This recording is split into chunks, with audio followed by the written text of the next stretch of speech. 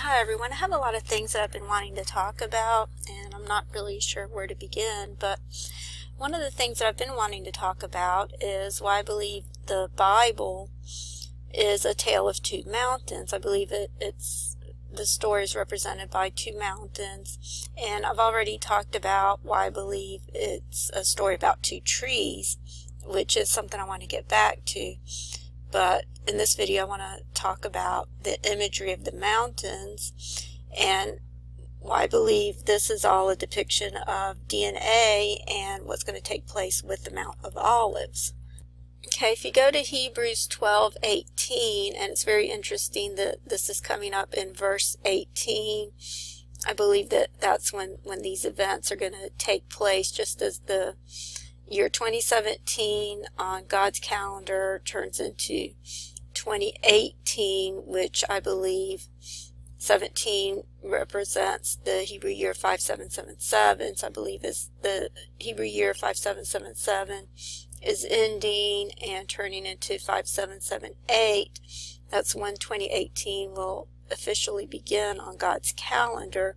And I believe that's when these events will take place. But just starting from verse 17, it says, "For ye know how that afterward, when he would have inherited the blessing, he was rejected, for he found no place of repentance, though he sought it carefully with tears." And this is talking about Esau giving up his inheritance. And over here it's saying he would have inherited it in verse 17. So this seems to be a key point over here. But then the next verse says, "For ye are not come unto the mount that might be touched, and that burned with fire, nor unto blackness and darkness and tempest." Okay, so this is describing Mount Sinai, and it's saying that you haven't come to the mountain that can be touched. But I'll show you the parsing of this word right here. Okay, the exact parsing is while being filled. Okay, so it's saying, so you're not come to the mountain that while being filled, it burned with fire and unto blackness and darkness and tempest. So it's making a contrast between the mountain that can't be touched versus the mountain that can be touched, because it goes on to say, "In the sound of a trumpet and the voice of words, which voice that they heard entreated that the word should not be spoken to them anymore, for they could not endure that which was commanded. And if so much as a beast touch the mountain, it shall be stoned or thrust through with a dart. And so terrible was the sight that Moses said, I exceedingly fear and quake.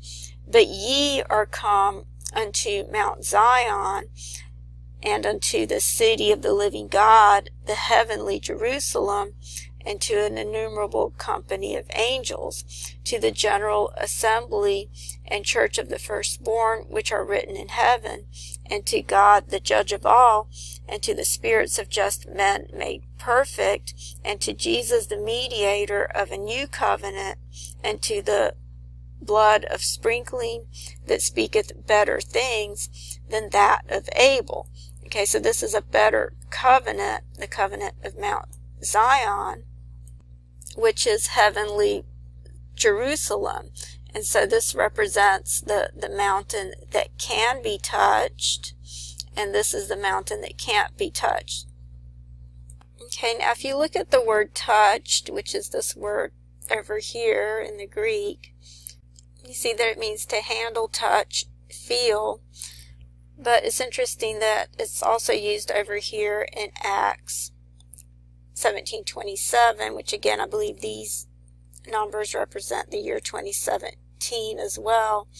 And over here it says, I'll start with verse 26. It says, "And hath made of one blood all nations of men to dwell on all the face of the earth, and hath determined the times before appointed." So over here it's saying he's determined the times, that they've already been appointed, "and the bounds of their habitation, that they should seek the Lord, if haply they might feel after him, and find him, though he be not far from any one of us." So it's saying that they should seek after the Lord, that they might feel after him. And so once Jesus comes back, that's when we can touch the mountain. It's interesting that it's coming up in Acts 17:27. Okay, now this word for touch, it's related to these other words over here for touch. And this word right here is actually the one that was used in reference to Mount Sinai in the Old Testament. But I'll go ahead and show you the Old Testament first. Okay, if you go to Exodus 19, verse 12, it says, "And thou shalt set bounds unto the people round about, saying, Take heed to yourselves that ye go not up into the mount, or touch the border of it. Whosoever toucheth the mount shall be surely put to death." And so if you look at this word touch, in the Greek, it's this word. Okay, it's actually this word over here. And so this is a form of this first word over here. This word is thigano. And in Exodus 19, it's the word thein, which means to touch. And here's the extended definition of the word thigano. It's this word right here. And it means to touch, handle, take hold of, embrace, or have intercourse with. Okay, and if you look at this word in the New Testament, you see that it was the word that was used in Hebrews 12:20, where it said, "And if so much as a beast touch the mountain, it shall be stoned or thrust through with a dart." So no one was allowed to touch Mount Sinai. So you see that word right here in reference to Mount Sinai.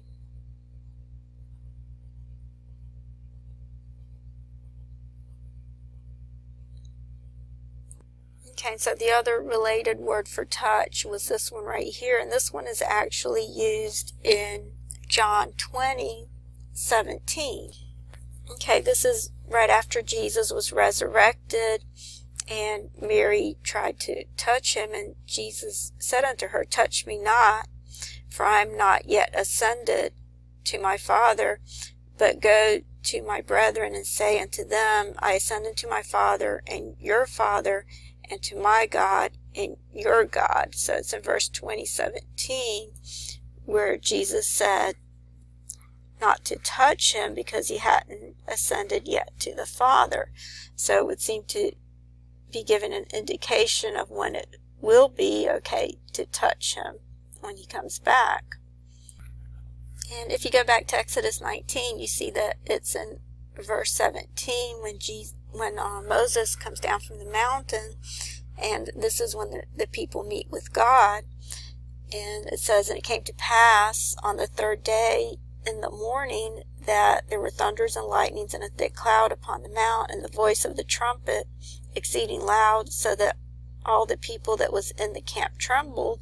And Moses brought forth the people out of the camp to meet with God, and they stood at the nether part of the mountain."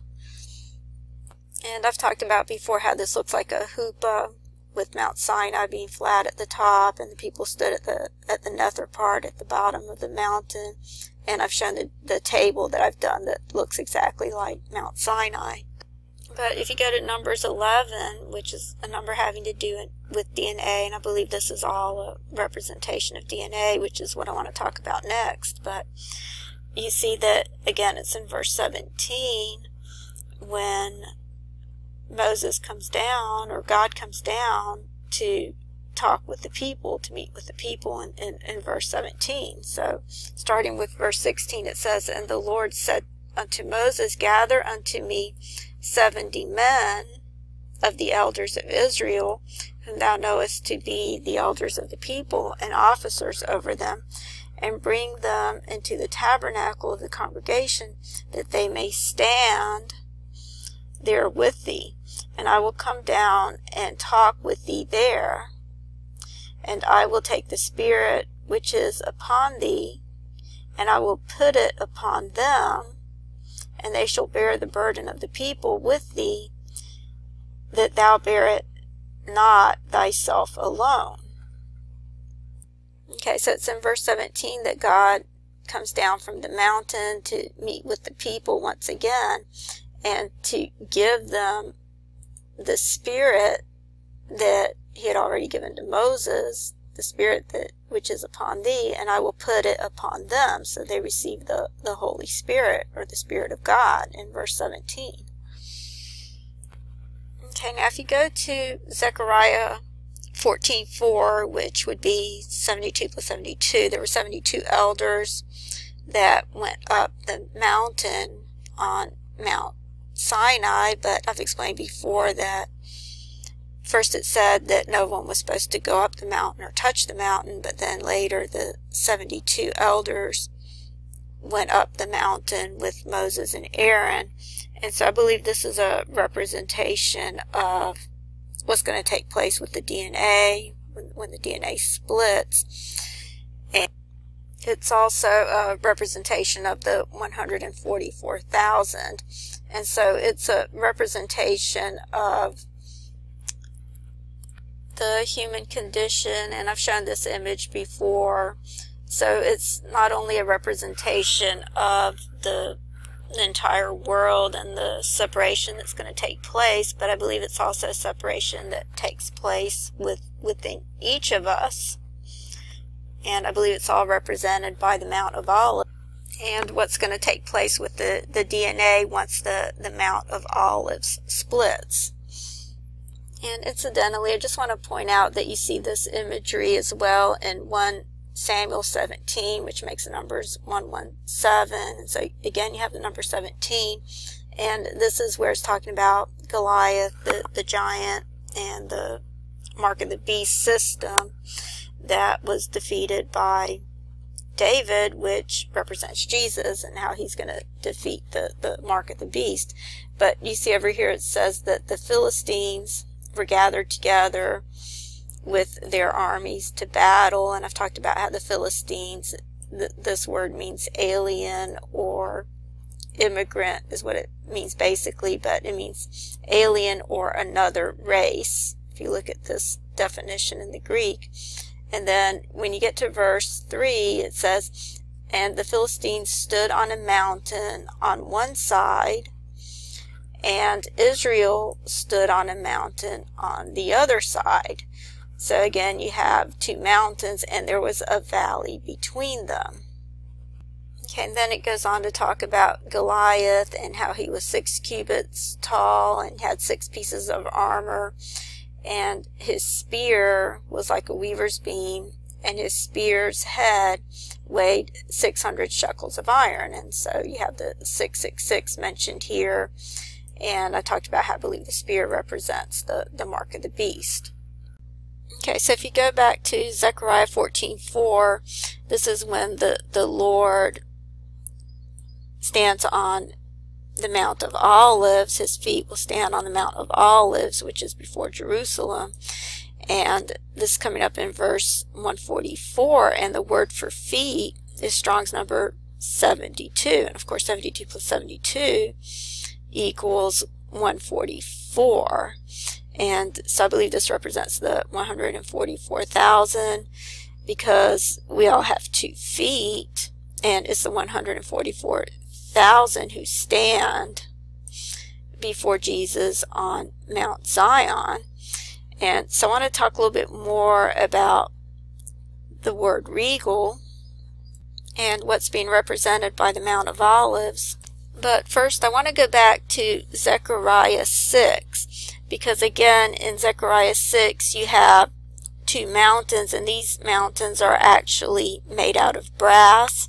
And so I believe they also represent DNA. I believe this actually represents the restored DNA in chapter 6. But I believe the entire book of Zechariah is all about DNA. In fact, I believe the entire Bible is all about DNA.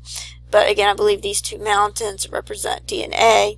And then you have these 4 chariots of horses with the different colors, which I believe represent the 4 nitrogenous bases. And so I'll just quickly show you what that would look like. These would be the 4 bases that make up the DNA code. But I believe this will all take place physically as well, but I'm running out of time, so I'll have to continue in the next video. Thanks.